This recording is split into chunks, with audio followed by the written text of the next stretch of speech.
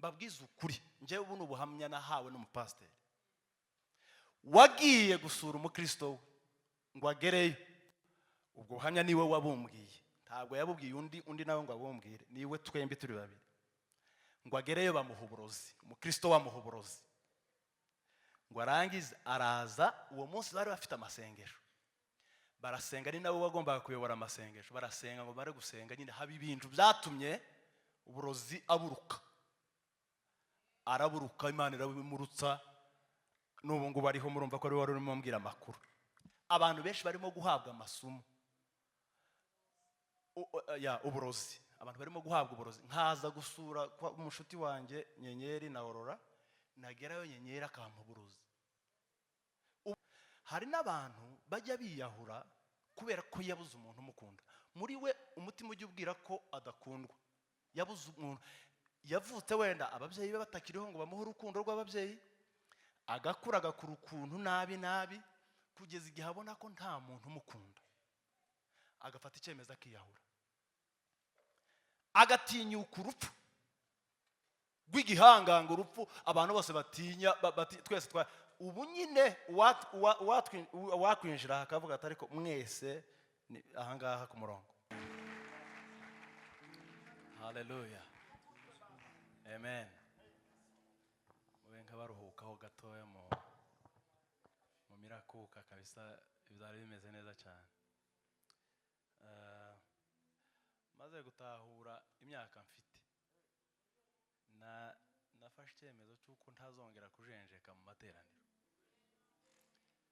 ni ukuvuga ngo iyo mfite nyine iracyanyemerera gukoresha imbaraga, ariko sinzongera kujenjeka ngeze mu materaniro kabisa.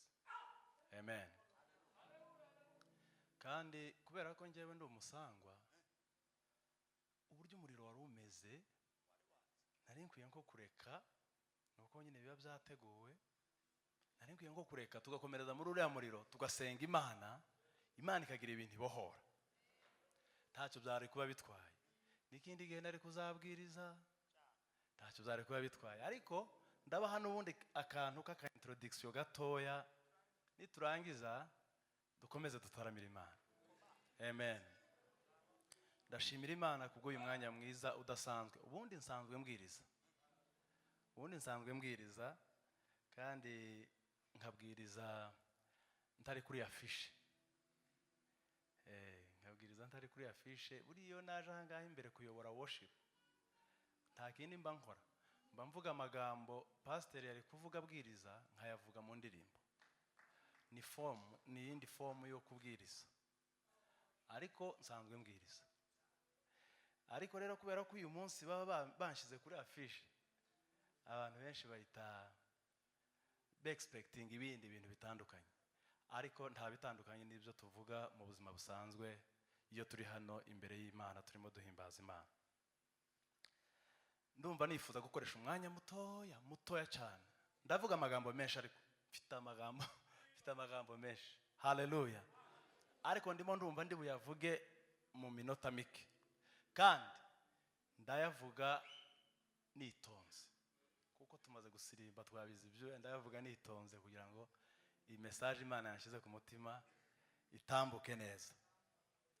Munyemerere turambure ibiganza, twongere duhimbaze umwami wacu watugiriye neza. Imana ihimbazwe. nanjye ndasoma icanditswe tumaze iminsi dusoma cyo mu Byahishuwe 3. ansomere we ahereye ku murongo wa mbere ageze ku murongo wa 8.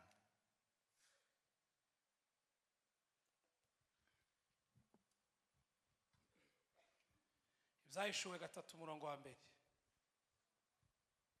wandikire marayika w'itorero ry'i Sarudi uti, ufite imyuka 7 y'Imana n'inyenyeri 7, aravuga aya magambo ati, muvuge cyane ngo amen. nzi imirimo yawe nuko ufite izina ry'uko uriho, nyamara ukaba uri intumbi. jya uba maso ukomeze, ibisigaye bigiye gupfa, kuko nabonye ko ari nta mirimo mwakoze itunganye rwose imbere y'Imana yanjye. nuko ibuka ibyo wakiriye n'ibyo wumvise ubyitondere kandi wihane. Ariko rero nutaba amaso nzaza nk'umujura, nawe ntuzamenya igihe nzagutungurira. 4,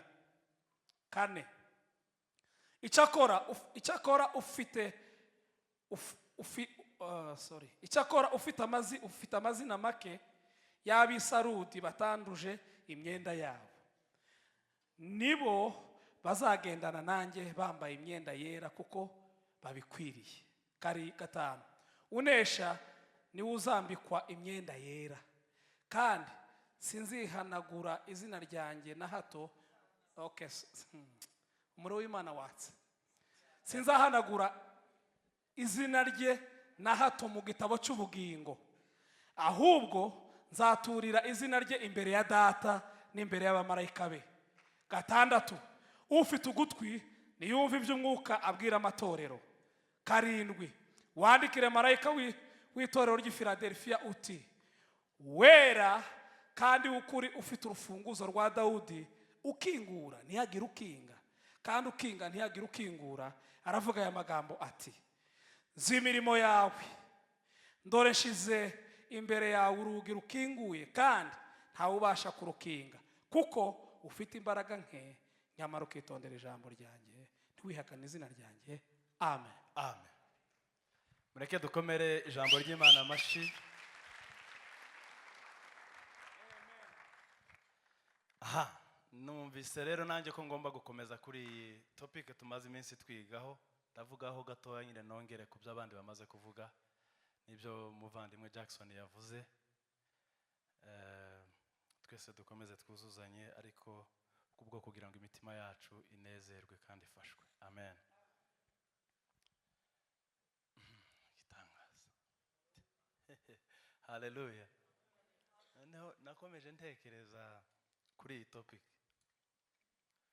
noneho nkumva ukuntu umwuka arimo kuyinsobanurira. Niba ariko kuri, kavuga niba ariko kuri, ko mpamvu se bigiye gutandukana n'ibyo tumaze iminsi twumva.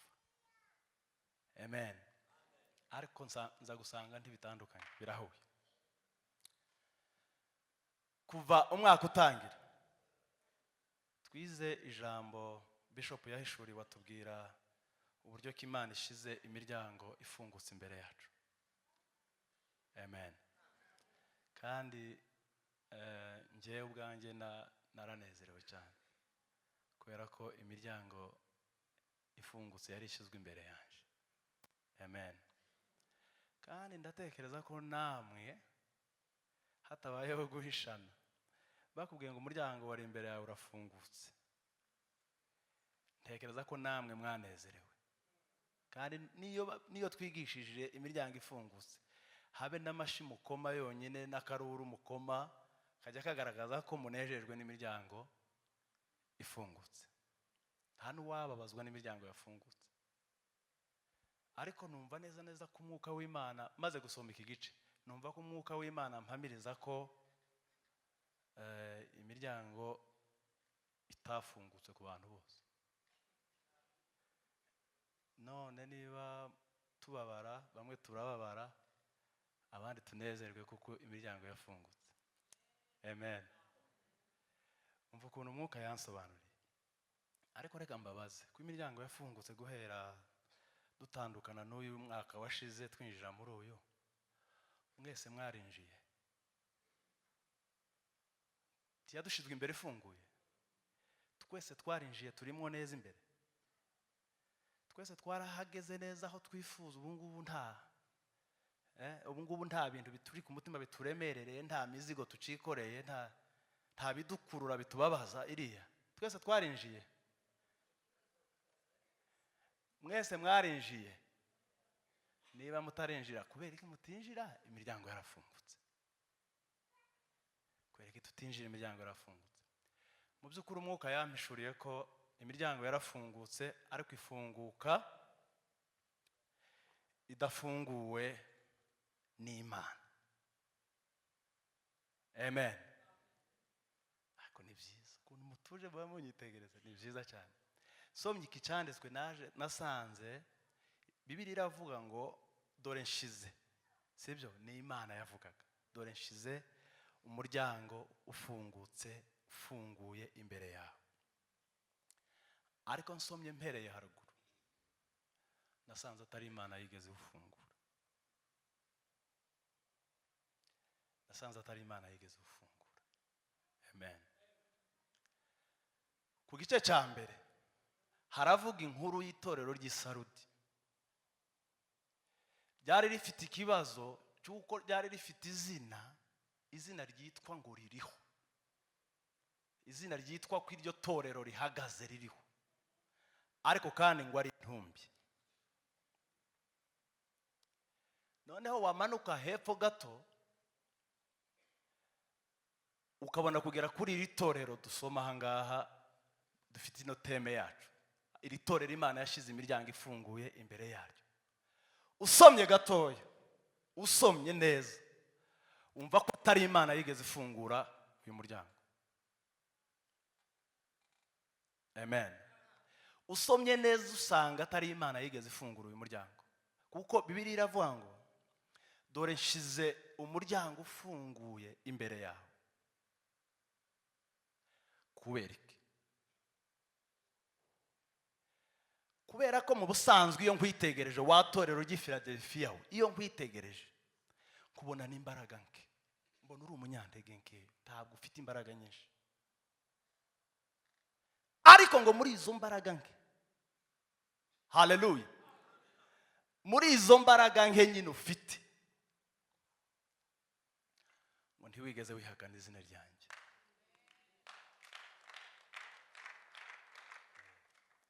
Kandi muri izo mbaraga nkeya ufite, ngo witondeye amategeko yanjye. Itorero ry'i Philadelphia niryo ryakinguye imiryango yaryo. Bwana sifiwe. Ubyumvishe neza ukabisoma, hari imbaraga zagiye zinjira mu Mana ziyisunikira gufungura iriya miryango. Hari imbaraga zinjiye z'uburyo ririya torero ryari ribayeho. Ziriya mbaraga zinjira mu Mana ziravuga ngo kubera ko aba bantu bakoze ibi, mu by'ukuri nanjye ndi Imana ndafunguye. Niki reka mbaho urugero. Umuntu akoze icyaha gihanirwa n'amategeko, yarangiza agahanwa n'itegeko. Ufite ikosa ninde? Umuntu yizize, siko bavuga. Umuntu akoze icyaha gihanirwa n'amategeko ahanwe n'itegeko. Umuntu arizize. Umuntu akoze ikintu cyiza ahawe favere runaka kubera ikintu cyiza yakoze. Umuntu yihesheje favere.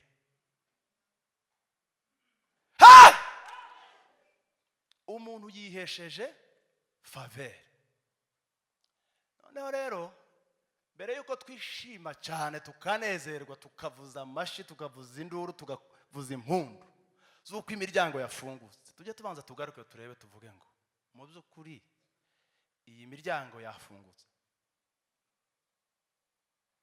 Iyi miryango yafungutse ko iyo tubisoma hariya rega ni icyanditswe dushobora kugenderaho tukacizereraho, waba ufite ukubanye n'Imana bikakubaho. Ariko iyo tubisoma hariya ni ibyabaye ku itorero ry'i Philadelphia kandi hashize imyaka ibihumbi. Ibi si ibyacu, ibi ngibi si ibyacu. Iyi miryango si twebwe yafungukiye, yarifungukiye ririya torero.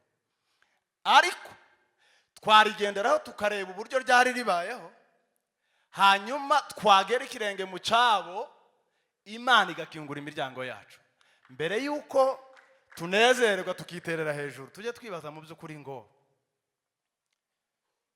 twitondera amategeko y'Imana. Inzira zacu zimeze gute? Imiryango igakunda igafunguka. Bitari ibyo tuzakomeza nyino teme tuyimara n'umwaka Bishop ahishurirwa iyindi teme. Ariko iyi ngiyi igende irangirane n'uyu, hari abantu benshi bakiri imbere y'inzugi zifunze. Uko niko ngiye umwuka yambishuri.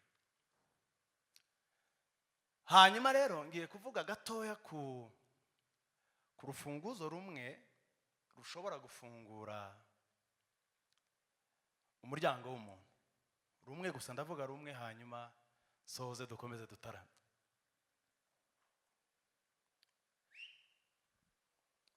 Hari ikintu kimwe nahoze ntekereza gikomeye, ariko nsanga njyewe ubwanjye singifata nk'ikintu gikomeye cyane, ariko ari ikintu gikomeye, ibuye cyangwa urutare, ikintu gikomeye, ikintu bita urukundo. Hari abantu barimo gukundana hano muri ino minsi hari antibabura ikintu cyitwa urukundo. Muri Matayo abigishwa ba Yesu bigeze kumubwira, baramubwira ngo tubwire itegeko rinini riremereye rikomeye gusumba ayandi ni irihe? Niho hahandi yababwira, arababwira ngo ukundisha Uwiteka umutima wawe, ubwenge bwawe, biriya byose. Ngo arangiza arababwira ngo mukunde bagenzi banyu nkuko mwikunda. Iryo naryo niryo rya kabiri ryenda gusa n'irya mbere. Noneho ndatekereza, haleluya, ndatekereza ndavuga ariko urukundo ni ikintu kimeze gute? Ntangira kubihuza n'ibintu bya kera byo mu masezerano ya kera, bihuza n'urukundo, numva bitangiye kuncanga. Ariko nza gusanga urukundo ni ikintu gitangaje, kandi nza gusanga Yesu ntiyigeze na rimwe atworohereza ku buryo twari tubayeho mu isezerano rya kera. Hari abavuga ngo amategeko ya Mose n'ibiki biriya byose ngo byari bikomeye, byari amabuye, abantu bananiwe kubyubahiriza. None se muzamubwira ngo iki kintu Yesu cyo yaduhaye cy'urukundo, muzamubwira ngo cyo twaragishoboye? Cyo twaragishoboye? Nacyo ntituragishobora. Umva mbabwire, uru rukundo igituma tutazapfa, urupfu rwa kabiri, nuko Imana kuri balance yayo yashizeho urupfu, ishiraho n'urukundo. Urukundo ruraremera, haleluya. Urukundo ruraremera, ngo ruremere rusumbya imbaraga urupfu, bituma tutagipfuye. Kandi mbaho urugero rusanzwe rwo mu buzima busanzwe. Nigeze gusoma amateka ho gatoya. Hari abantu benshi nasanze bari mu mateka, muje kuri Google muzababona, bagiye bahitamwo gupfa kubera impamvu zabo bakunda. Umuntu agakundana n'umukobwa, bitakunda ko umukobwa nawe amusubiza urundi rukundo, umuntu akagenda agafata umuta kanywa kiyahura. Bivuga ngo urukundo akunda uriya mukobwa ruraremereye kurenza uko yotinya urupfu. Kandi mu busanzwe twese abantu bakuru n'abatoya batinya urupfu mu buzima busanzwe, ariko hari urukundo. Umuntu ajya afata umuti wenyine, nta muntu wawumuramije, nta muntu wawumuguriye. Umuntu akagenda ku isoko wenyine akagura umuti, akaza akinjira mu cyumba iwe akawunywa, azi neza ko agiye gupfa. Muri wakananirwa kwihanganira umuntu yabuze mu buzima bwe, umuntu yakunze, tibyakunda ko bakomezanya. Urukundo rusumba cyane urupfu. Mwarangiza tugatekereza tukavuga ngo biriya bintu byari bikomeye mu gihe cya Mose Imana yamuhaye, tugatekereza ngo nibyo byari bikomeye kurenza ikintu Yesu yaduhaye. Ikintu Yesu yaduhaye kirakomeye gusumbya urupfu. Haleluya. Ikizamini cy'urukundo kirakomeye, kirusha imbaraga urupfu. Ari nacyo kibazo itorero ry'uyu munsi dufite. Ngiye gusoza. Ari nacyo kibazo itorero ry'uyu munsi dufite. Turi mu gihe hagwiriye cyane, nje sindabona bimbaho, kandi ariko hari abonzi byabayeho. Turi mu gihe kivugwa ko abantu benshi barimo guhabwa amasumu. Timukizi icyo gihe ko tukirimo. Abantu benshi barimo guhabwa amasumu, uburozi. Abantu barimo guhabwa uburozi. Nkaza gusura umushuti wanjye Nyenyeri na Aurora, nagerayo Nyenyeri akampa uburozi. ubu ngubu dufite abapasiteri. N'urugero ntanze mama we mutanzeho urugero rubi, mumbabarire, mutanzeho urugero rubi, umbabarire, ariko nyine siko bimeze, nawe urabizi. Sinongera no kurutanga, ubwo rwarangiye nyine, ubwo narutanze. Noneho dufite abapasiteri, mbabwiza ukuri, njyewe ubu n'ubuhamya nahawe n'umupasiteri wagiye gusura umukristo we ngo agereyo. ubwo buhamya niwe wabumbwiye, ntabwo yabubwiye undi nawe ngo abumbwire, niwe twembi turi babiri. ngo agereyo bamuha uburozi, umukristo wamuha uburozi. ngo arangize araza, uwo munsi bari bafite amasengesho, barasenga, ni nawe wagombaga kuyobora amasengesho. barasenga, ngo bare gusenga nyine haba ibintu byatumye uburozi aburuka. araburuka, Imana irabimurutsa, n'ubu ngubu ariho, murumva ko ari wari urimo mbwira amakuru. Ibyo bikorerwa mu itorero ry'iki gihe ritandukanye n'itorero ry'i Philadelphia ryafunguriwe imiryango.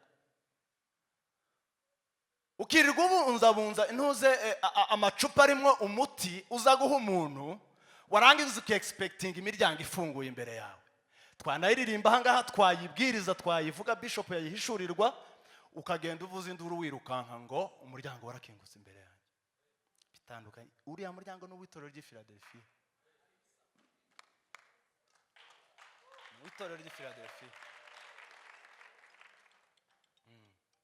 itorero ry'i Philadelphia.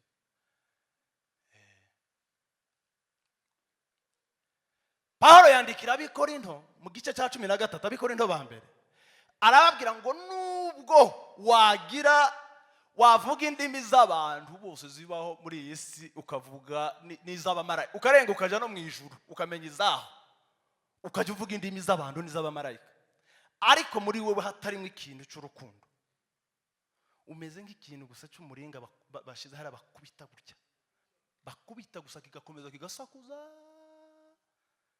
ubusa. Hepfo hakavuga ngo nubwo kandi wagira ngo impano, ukaba umunyempano ikomeye. Pasiteri niwe ukunda kumvugaho na konfi rimwe na rimwe. Konfi we hari igihe rimwe rimwe ahita avuga indirimbo zanjye, akagenda avuga imwe iyo nanditse gutya, akavuga iyindi, akavuga iyindi. Kandi ibyo sinjye, nabeshejwe n'umwuka wera w'Imana. Ariko Pawulo arabandikira, arababwira ngo nubwo kandi waba umunyempano, ndetse ngo impano ikomeye, impano y'ubuhanuzi. Muzi ukuntu abantu bari mu kuva muri Amerika ubu ngubu bakazi n'aho baje gushaka umuhanuzi, iriya bajwigiriye, kandi ariho turimo dushaka amaviza ngo tujye, bagacanganyikirwa hariya bikabagora, byamara kubagora bakaza hano. Nje hari uwampamagaye arambwira ati ndarembye ngiye gupfa, mbabarira unshakire uyu muhanuzi. Ndambwira yewe reka ngusengere kuri telefone. Ati nsengera ariko umunshakire.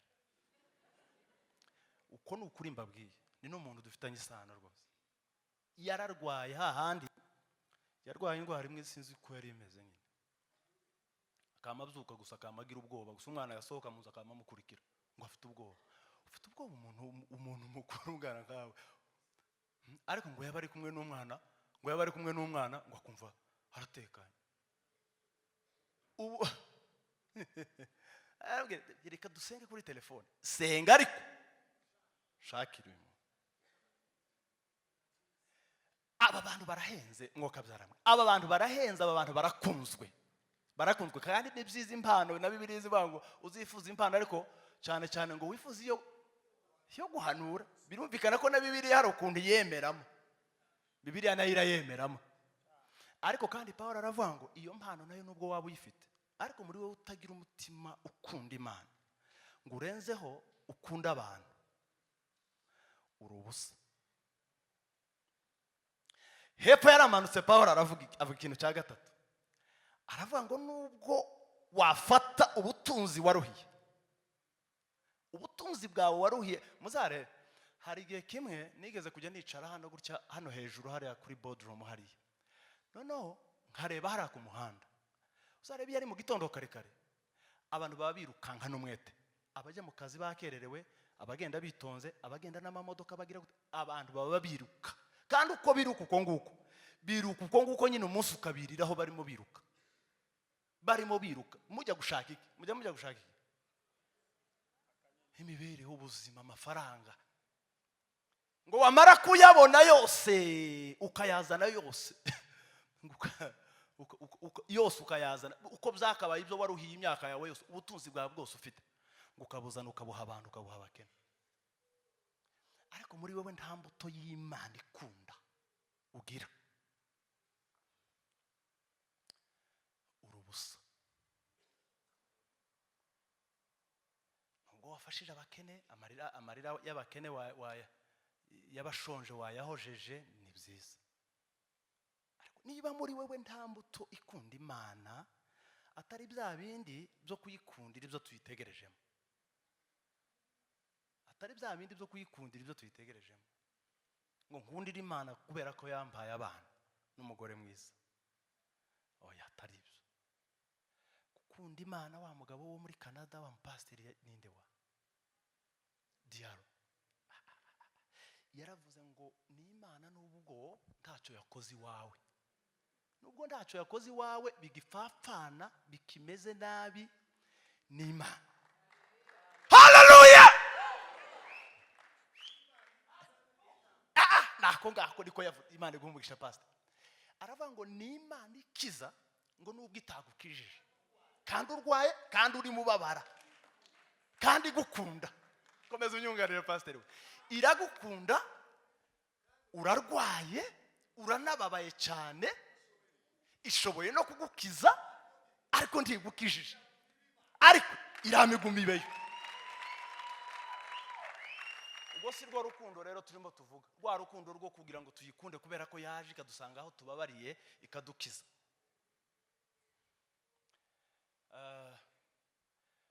Hari umuntu uzi mu rugo kwa Lazaro? Hari umuntu uzi mu rugo kwa Lazaro? Lazaro w'i Betaniya.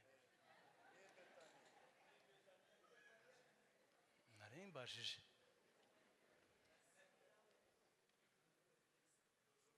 Hari umuntu uhazi mu rugo kwa Lazaro w'i Betaniya? Yesu yaramuzuye, ngo amare kumuzura arongera arapfa.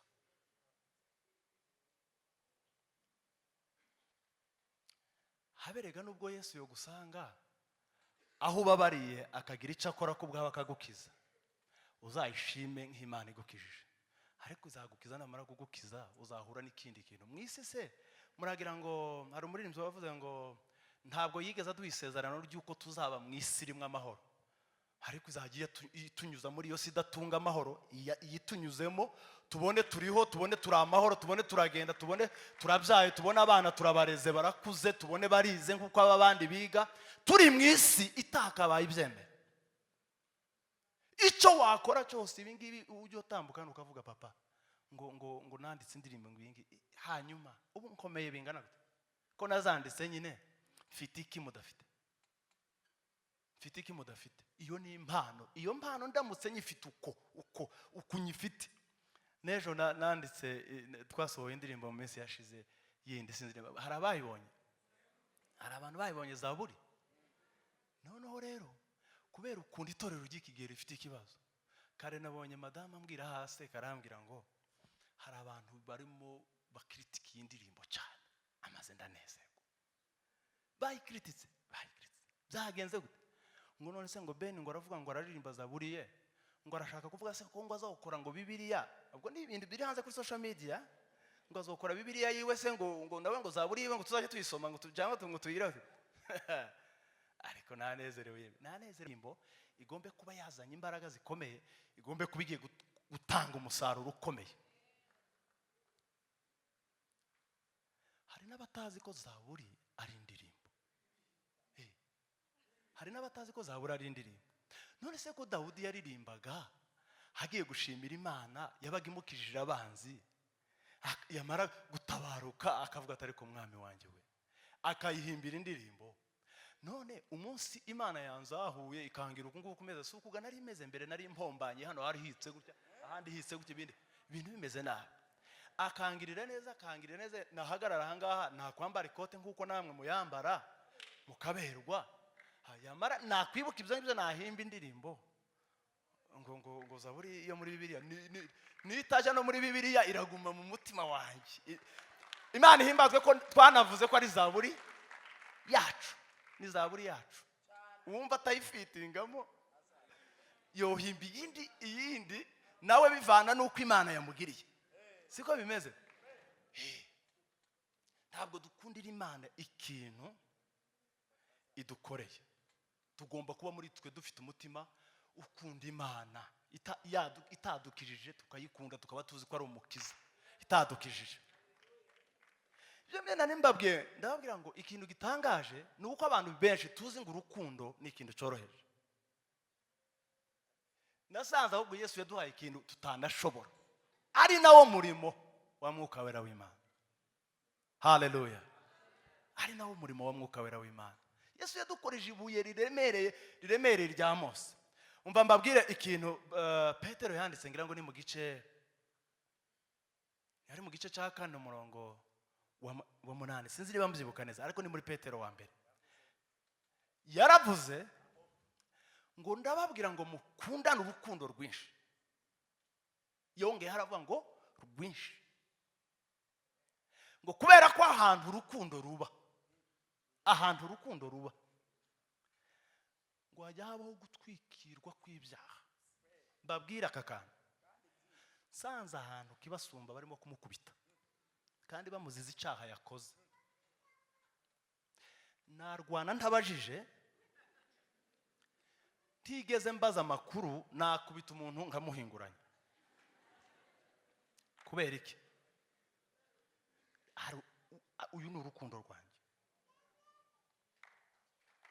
Nyuma wenda naza kumubaza nkambwira yewe nubwo narwanye gana kubisobanura bamaze byagenze gute,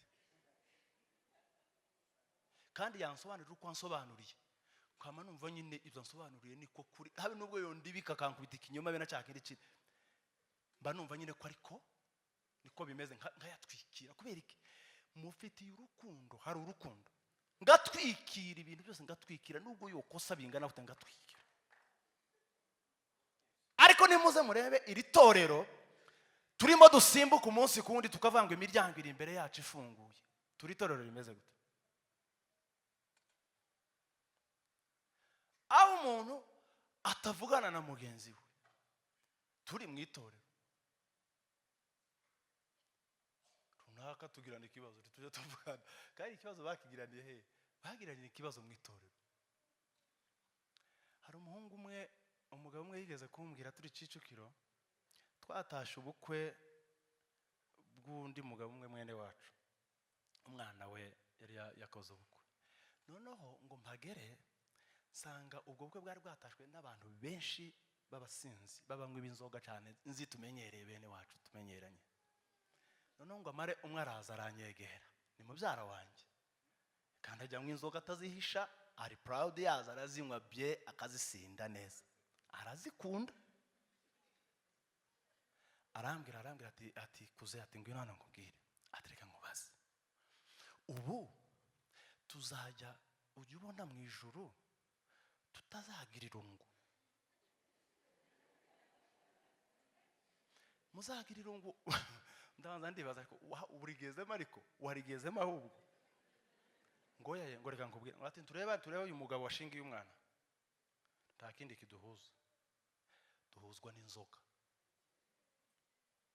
Niho twabereye inshuti, niho atari ko muri aba bantu bose urebe, guhera kuri njyewe, ugere kuri bano bantu bose bicaye muri iyi reception, aba bagabo bose nkweretse, nta wigeze amutwerera munsi y'100,000. Bibaho, ntibishoboka. Turakundana, tuzajya mu ijuru musigare, ntituzagira irungu, ntituzagira irungu. Ariko ako kantu kanze kumvamo, kandi ni kera kanze kumvamo. Ese nyine aba bacu bo dutangayo twabwira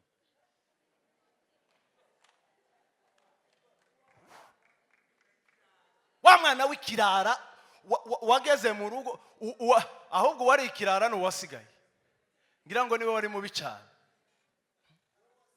None se nyine aba bacu bo dutangayo bizagenda gute? Tuzogira agashari, ngira ngo ahari tubabonyeyo twogira agashari. Ariko mureke mbabwire ikintu ndimo kuvuga, ndavuga imbuto y'urukundo, gukunda Imana, yarangiza ikamanuka igatambika ikajya gukunda abandi bantu tubana. Ta muntu hari n'abantu mbereka impamvu navuze ngo urukundo ruraruta urupfu gukomera. Hari n'abantu bajya biyahura kubera ko yabuze umuntu umukunda. Muri we umutima ujya ubwira ko adakundwa, yabuze umuntu.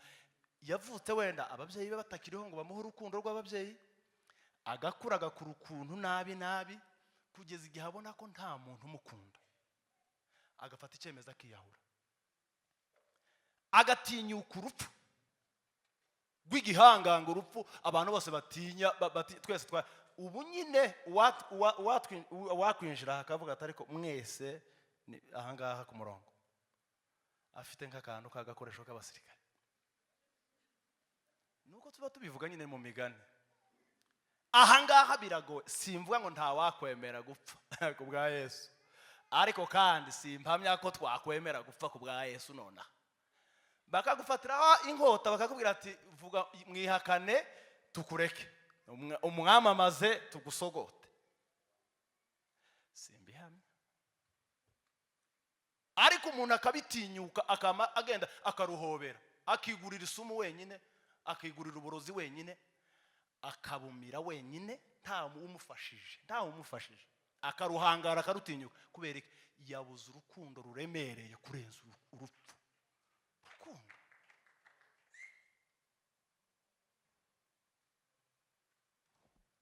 amen. Babwiza ukuri, mutitaye ku mpano ngo izi ngizi dufite, ba Fofo turirimba mu makonseri atandukanye, mujya mumubona, ntimujya mumubona ko abakinga abaririmbyi benshi, natwe ajya tubakinga n'abandi bantu baririmbyi bo muri Jazz, bava hariya n'abasengo, ba worship leaders, n'ababyicaza b'abayumbe beza. Mutitaye kuri ibi ngibi, mutandukanye, mureke ibi bintu tuzajye tubitandukanye, tutandukanye ikintu umuntu akorera aha n'ikintu ari cyo. Kuko Jackson aratubwira ngo mbere ubanza guhabwa amakuru, wamara guhabwa amakuru ukaba ugahinduka ukaba undi muntu, wamara kuba undi muntu ugakunda ugakora. Mutandukanye ibi ngibi byo kuvuga ngo mpagaze imbere yanyu ndimo ndaririmba, cyangwa ndimo ndabwiriza, cyangwa ndimo ndakora ikindi, ndimo ndasirimba ahangaha. Ibi ni ibintu bito. Niba mu mitima hataba imbuto ikunda, niba mu mitima hataba imbuto ikunda, ibintu ni ubusa. Kandi bitangaje hano kuri kamera ko nta muryango uzafunguka, izaguma ifunze. Iyi teme turinde tuyirangize iwawe. Umukanya gato turasenze tuvuga ngo tumenagure ngo inzugi z'ibyuma. Uburyo bwiza bwo kuzimenagura ni ukubwira umutima ukunda. Ese ubundi twangana nibyo biryoshye kuruta gukundana? Ngo kwangana, ko kwanga umuntu mugenzi wawe ukamwikorera, nibyo bizoroshe, nibyo biryoshye kurenza uko wokundana n'umuntu. Nibyo arimo arambwira ngo nzabakiza, ngo reba ngo nk'ibi biro byanje ngo nikoreye konfe. N'ubundi ntuba umwikoreye mu buryo bw'umubiri, ariko mu buryo butarimwo filozofi, butarimwo niki. Ubuzima bwo gukunda buryoha kurenza ubuzima bwo kwangana. Ntibihuye, ni ibintu bibiri utahuza. Ariko icyo nicyo kintu itorero ry'ubu dufite. Mu baririmbyi hari abantu batajya bavuga hariya ngo runaka ngo arandwanya, ngo hariya mu baririmbyi. Urugero ntanze gasaba ngaba biwacu Fofo arimo arahita ndeba, onge nawe tujya tuvugana. Ariko twese tugasavinga, tugakora umurimo w'Imana, ariko nta rukundo. Hari n'uririmba neza, abandi bikabarya. Yanafata mikrofone ntashake guhaho n'abandi, yabona indirimbo yawe yagize views bikamurya ahantu. Kandi uwo ni umuntu uri mu itorero utegereje imiryango ikinguye.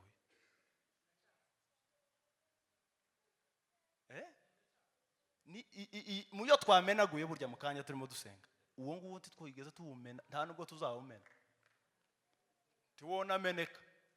Tiwona meneka keretse tunyuze mu nzira nyayo yo kuwumena. aho abantu b'abaririmbyi twebwe tubaga mu bintu byinshi. Twebwe hari abantu bamwe mutazi ibintu bimwe tubamo, aho abantu b'abaririmbyi umuntu ashobora gutegura event runaka undi akayicuragurira, kandi atari umuririmbyi wa sekira, atari umuririmbyi wa sekira, umuririmbyi wa gospel, undi akamucuragurira. Kumucuragurira no kugira nko kumugambanira, kumuvangira, kumuvuga ibibi, bisa n'ibyo ngibyo, kutanezezwa n'ibyo arimo akora. Kandi ubona umuririmbyi dufatanyije yarangiza uwo nawe ari ku murongo w'abantu bategereje kwinjira mu muryango wakingutse. Itorero ry'i Philadelphia ntabwo ari Imana yigeze bafungurira uriya muryango, kuko bitondeye itegeko, kuko batigeze bihakana Imana, kandi babigerageza kubigenderamwo ngo mu mbaraga nke bari bafite, mu mbaraga nkeya bari bafite, baragerageza, bararwana, bagerageza barakwa. Imana ngo ibirebe biravuga ati mwari abanyantege nke niyo mubinanirwa. Ni nko kuvuga ngo mwari abanyantege nke niyo muza kubinanirwa nari kubumva kuko mufite imbaraga nke. Ariko ngo muri izo mbaraga nke mwaragerageje, murarwana. Kubw'iyo mpamvu shize umuryango ufungutse imbere yanyu. Ariko abo ngabo batandukanye n'itorero rihari ubu ngubu, babwiza ukuri. Pawulo yanditse ikintu gikomeye aricyo nsorezaho, aravuga ngo nanone ni mu rwandiko rw'Abakorinto ba mbere igice cya 13 umurongo, sinibuse neza umurongo, aho yababwiye aravuga ngo dore ibintu bitatu bizahoraho. Haleluya. Arababwira ngo dore ibintu bitatu bizahoraho. Turamburire Yesu ibiganza.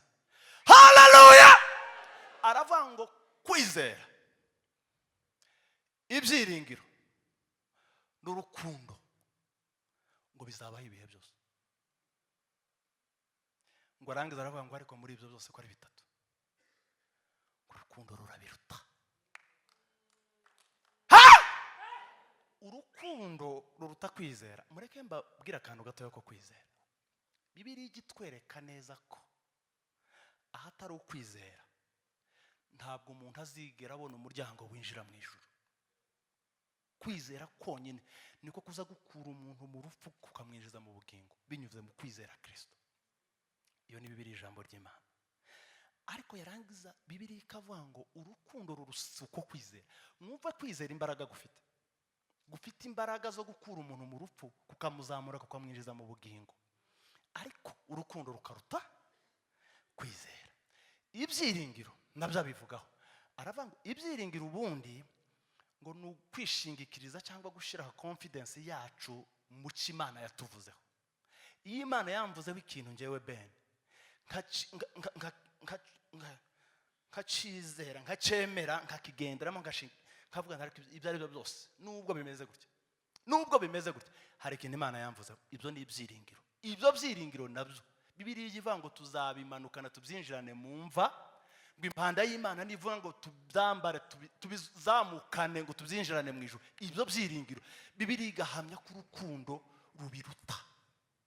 Ngo kubera iki? Kubera ko urukundo nirwo ruza rutubyara tukaba abana b'Imana. Umuntu ufite kwizera kwakura umusozi ahaguka utahari hakurya aruswe n'ufite urukundo. Umuntu uhanura akareba ibihishwa, akamenya indimi z'abamarayika, akamenya izabo mu isi, akarondora twese imitima yacu akamenya ibirimo, uwo nguwo aruswe n'ufite urukundo. Umuntu utarigeze ashidikanya ku masezerano y'Imana agashira ibyiringiro bye mu Mana, uwo nguwo aruswe n'ufite urukundo. Mwabavandimwe ba Kristo beza, abana b'Imana, njyewe no mu busanzwe banumva kunda abantu kabisa, kandi none cyane byagera nko ku bantu b'abakristo dusengana, nsanumva nonanirwa kugukorera wenda ibyo watekerezaga no gukorera, ariko kabisa njye numva ko iyo mbonye umuntu banumva nyine mukunzi. Yesu arababwira ngo itegeko riruta yandi, rikomeye riruta yandi, dukunda Imana kandi tuyikundura urukundo rutari urunguru tujya tuvuga ngo twayikunze. Hari abakunda Imana nyine kubera ko hari byinshi tuba tuyitegerejeho. Dukunda Imana, niturangiza gukunda Imana rutambike rwinjire no mu bavandimwe no mu baturanyi. Mwari muzi ko tubayeho tubana n'abandi bantu bakeneye gusa akantu gatoya kacu, akantu gato kacu gusa gato. Ukabaho ufite ibintu byinshi, ufite ibyo wambara byinshi. Hari abantu muturanye mubana gusa, abaturanyi mubana atarigera abona ineza yawe n'umunsi umwe, atarigera abona isoko idudubiza iva muri wewe ngo itembere ku muturanyi, ntarayibona. Kandi ubifite. Ntabwo Bibiliya ijya itubwira ngo dutange ibyo tutagira. Bibiliya ijya itubwira ngo dutange ibintu tutagira, ariko nibura muri bya bindi dufite, muri bya bindi dufite. Hari umuntu wari wavuga ati ariko ni ukuri nagiriye umugisha kuri Pasiteri Kado, namugiriyeho umugisha, uretse ko n'ubundi we hari benshi bamugiriyeho umugisha. Ariko ahantu dutuye ukaba ubana n'umuntu urya bigoranye, ubwiza bigoranye, ariko nta mutima w'urukundo tugira. Mwari muzi ino miryango nakoze gatoya mu itorero, mu muryango, ino miryango iterwa inkunga na Compassion. Ino yo mu matorero twe tujya tuyita Compassion, ariko ubundi iriya si Compassion, ni imishinga yo mu matorero nyine Compassion igitera inkunga. Uburyo babona ziriya mfashanyo, uburyo babona ziriya mfashanyo, bajya bakagenda bakomanga ku rugo rw'umuntu muri Amerika, bakabwira umuzungu, bakamubwira ngo dufite umwana muri Afurika hitwa mu Rwanda, utuye mu murenge wa Tabagwe. Ubwo mvuze iriya hirya mu Mutara, utuye mu murenge wa Tabagwe mu kagara kangaka, ubabaye, yabuze uko yiga. Abantu bakajya gukomanga, abazungu bakajya gukomangira abandi bazungu muri Amerika. Hanyuma umuzungu udatunga Imana ari kugira umutima urenze w'abantu benshi dutuye ahangaha, agakorwaho akavuga ati aho hantu hari umuntu umeze gutya. Umuzungu akavuga ngo njyewe niyemeje kuzajya ntanga amadolari angana gutya ku kwezi, ntera inkunga nyashyira muri Compassion, ayo mafaranga azagenda ajye muri Afurika kujya gufasha.